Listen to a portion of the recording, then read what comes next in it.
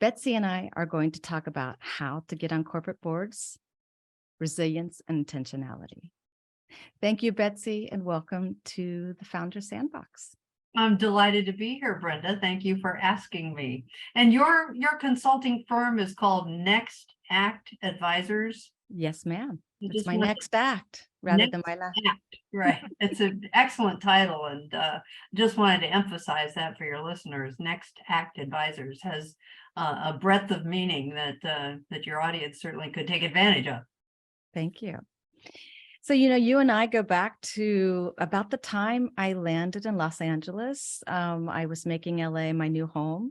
And at that time, we coincided. You were president of the Los Angeles Orange County chapter of Women Corporate Directors. And I actually got my first offer to join a corporate board of a US company. And I never negotiated a contract with a board in the US. And I sought out your help. And you helped me negotiate my first board opportunity for a US company. And we became fast friends since. That was 8 years ago. So I wanted to share with my listeners that you not only are a trailblazer, but you're an advocate for diversity. You are a business owner. And the podcast today is about your story, about where you started. You had an advertising firm, a public relations firm. PR. And you sold that many years ago and started a new career. And I wanted my listeners to understand what made you start an executive search firm with diverse candidates. Can you tell us your story and how that began? Well, it's a long story. I'll try to make short, Brenda, but it's such a pleasure to talk with you and with your listeners and to talk about entrepreneurship. Sometimes my favorite term is accidental entrepreneur, because oftentimes, especially women business owners, start out not really thinking that they are going to own and build a business.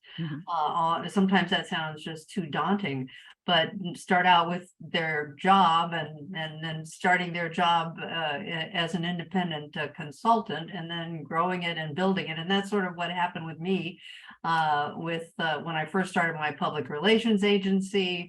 And because frankly, I couldn't find a job that I wanted. So I just started doing PR for companies and as a consultant, and suddenly it turned into many projects. And then I hired individuals to work with me, and therefore, voila, a business. And I took on partners, and we grew it to be the largest PR firm on the West Coast. Wow. In a matter of 10 years, and then sold it to Golan, which is a global communications firm based in Chicago. I begin that I'm just a normal person who just I didn't have any money to start a business, but I started the PR firm with a goal in mind, that I wanted to do good work for companies and help companies really improve their brand and their visibility and their reputation management, which is what PR firms do. And it just worked. And an overarching theme is always be optimistic, like you are, and just have confidence that things will work out. And if it doesn't work out, you can always go back and get a job somewhere. So that's how I grew the PR firm. And then when I sold it, I was able to stay on for 5 years. And then I launched the executive search firm, Berkhemer Clayton, which does emphasize diversity, and started it back in 1994 when Right. diversity and focus on DE&I wasn't even heard of in those days. But what prompted me to start it was that I was involved in the marketing task force for Rebuild LA, which happened right after the riots, the civil unrest in Los Angeles back in 1992. You'll remember That's right. the Rodney King beating and what that led to in terms of civil unrest.